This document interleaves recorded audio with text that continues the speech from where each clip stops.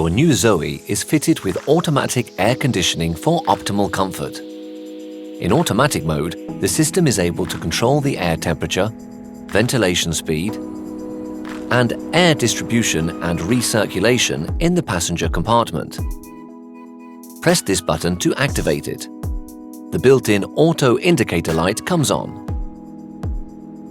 Note, if you manually change a setting, automatic mode is deactivated. Just press this button again to restore it. Use this control to adjust the ventilation speed, and this one to adjust the temperature. Finally, to change the air distribution in the passenger compartment, turn this control to the desired position. In addition, the Clear View feature quickly demists or de-ices the rear screen, front side windows, and depending on the version, the door mirrors. Press either of these buttons to exit the Clear View feature.